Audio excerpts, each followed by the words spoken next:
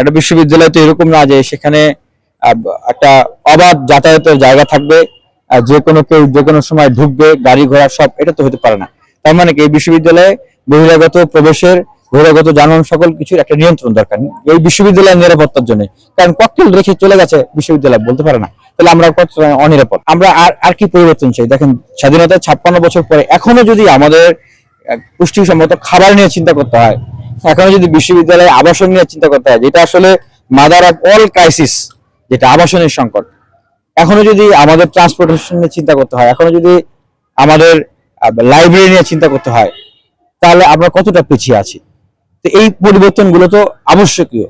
এবং পাশাপাশি দেখেন, পড়াশোনা করার পরে এখান থেকে দেখি যে অনেকে চাকরি পায় না, অন্যদিকে চাকরির জন্য অপেক্ষা করতে হয়, অন্যদিকে বলা হয় যে বিভিন্ন প্রতিষ্ঠান থেকে আমরা দেখি, সরকারের জায়গা থেকে বলা হয় তারা দক্ষ জনবল পাচ্ছে না।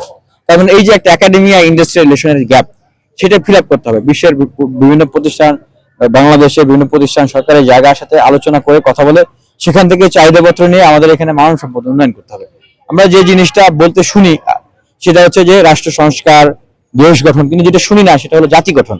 তো জাতি গঠন করতে হলে কিন্তু এই যে তরুণীরা যারা রয়েছে বিশ্ববিদ্যালয়ে, যারা আসে, তাদেরকে সহযোগিতা করে লক্ষ লক্ষ কোটি টাকার ইনফ্রাস্ট্রাকচার ডেভেলপমেন্ট, বিভিন্ন প্রজেক্টে বিনিয়োগ করা হয়।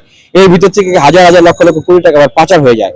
তো সেইটার ইনভেস্টমেন্টের জায়গাটা থেকে এই মানব সম্পদ উন্নয়নের জন্য যদি বড় ধরনের ইনভেস্ট করা যায়, মানে আমি যেটা বলতে চাচ্ছি, ফুল ফ্রি স্কলারশিপ, একদম পুরোপুরি, তাহলে আমরা কি আগাবো না? জাতি গঠন তো এইভাবেই করা দরকার, এইভাবেই হয়।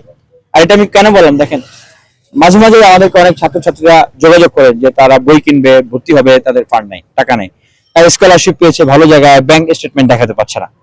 তো এই সময় যদি এই অবস্থা হয় যে আমি পরের বেলা কি খাবো, আর বই কিনবো, আর সেমিস্টার ফি কিভাবে দেবো, তাহলে সেই ছেলে বা মেয়েটা কিভাবে আসলে পড়াশোনা করবে? অথচ লক্ষ লক্ষ কোটি টাকা বিভিন্ন উন্নয়নের প্রকল্পে যাচ্ছে, অনেক লক্ষ লক্ষ কোটি টাকা, হাজার কোটি টাকা পাচার হয়ে যাচ্ছে, দুর্নীতি হয়ে যাচ্ছে। তো সেখান থেকে আমি মনে করি, এবং আরেকটা জিনিস যেটা মনে করি যে এটার মানে প্রথম ধাপটা শুরু হবে যে প্রত্যেকটা শিক্ষার্থীর জন্য যেন পার্ট টাইম জব এবং ইন্টার্নশিপের ব্যবস্থা হয়। এবং এটার মানে আর এটার টার্গেটটা হচ্ছে যে একদম পুরোপুরি বৃত্তির ব্যবস্থা করা। আর আবাসন সংকটের কথা যেটা বললাম, যে এটা সমাধান করতে হবে বিশ্ববিদ্যালয় সবচেয়ে গুরুত্ব দিয়ে, কি যে 1 স্টুডেন্ট 1 বেড 1 টেবিল, এটা আমাদের টার্গেট।